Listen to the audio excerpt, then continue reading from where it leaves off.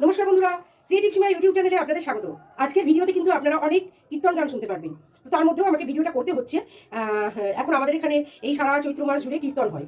তো আজকে আমি তৈরি করব cabbage roll stuffed with fish. তো আমার ঘরে যেই মাছ ছিল সেই মাছ দিয়ে আমি আজকে করব। তো আমার ঘরে আজকে এই যে আহ, এটা হচ্ছে গিয়ে সিলভার কাট মাছ।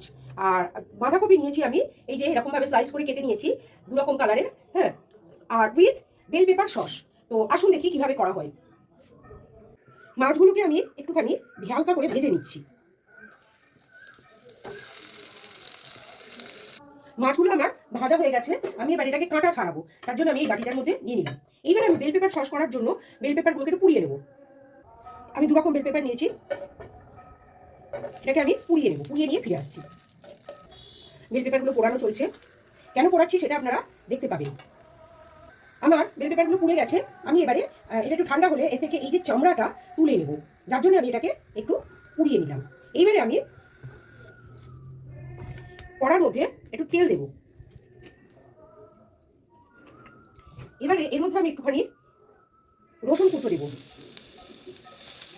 একটু আদা কুচো দেব, আর পেঁয়াজ কুচো দেব।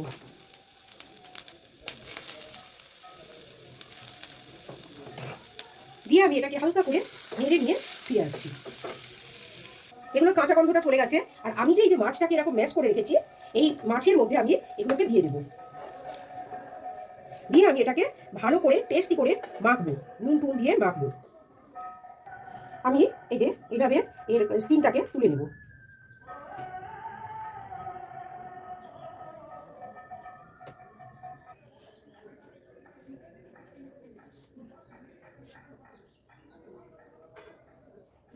এবারে আমি এই যে বেল পেপারগুলোর মধ্যে রসুন কুচো দেব আর পেঁয়াজ কুচো দেব, দিয়ে আমি এটাকে পেস্ট করে নিয়ে ফিরে আসছি।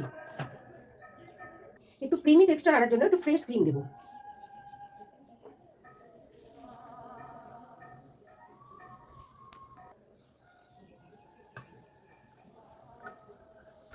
ক্রিমটা ফ্রিজে ছিল বলে জমে রয়েছে, এটা একটু গরম হলেই এটা নরম হয়ে যাবে।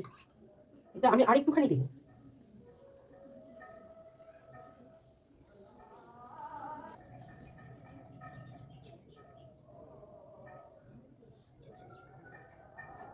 নুন দিতে ভুলে গেছিলাম, সামান্য নুন দেবো। এবারে আমি এটাকে আরেকবার ঘুরিয়ে নিয়ে আসছি। আমার এই সসটা তৈরি হয়ে গেছে, আমি এবার এটাকে রেখে দিচ্ছি। এইবারে আমি এই বাঁধাকপিগুলোর মধ্যে মাছটা দিয়ে, এবার মাছটাকে আমি এই যে মশলাগুলো দিলাম, দিয়ে এবার এটাকে মেখে এর মধ্যে দিয়ে আমি রোলগুলো তৈরি করব। আমি এইভাবে সাজাবো।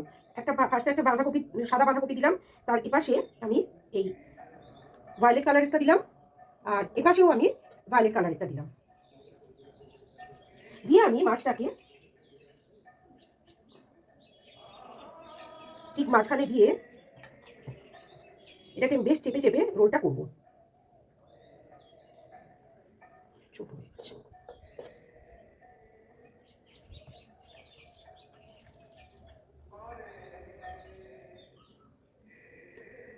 আর এটা ফিলের মাছ হলে খুব ভালো হয়, তাহলে এইভাবে কাঁটা বাছতে হয় না।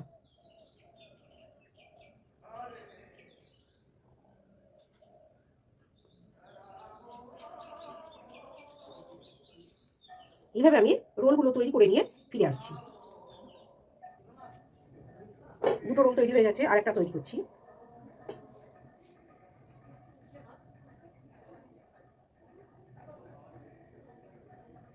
আমি গ্যাস ঢেলে দিয়েছি। আপাতত এই 3টে রোলকে আমি তৈরি করছি, তারপরে চেষ্টা করছি আরও কয়েকটা রোল তৈরি করার। রোলগুলো আমার তৈরি হয়ে গেছে, আমি এবারে গ্যাসটাকে অফ করে দিচ্ছি। রোলগুলো যতক্ষণ ঠান্ডা হবে ততক্ষণ আমি এই প্লেটিংটা তৈরি করে নেব।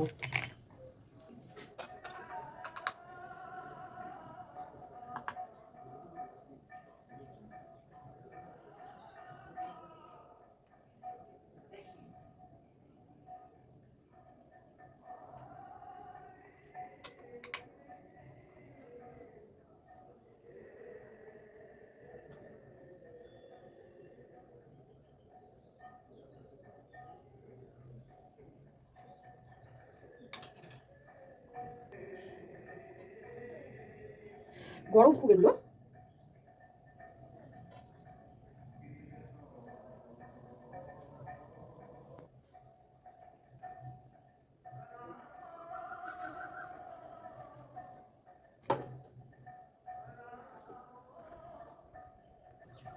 বন্ধুরা, আমি আর একটা জিনিস দেখাতে বা বলতে ভুলে গেছিলাম।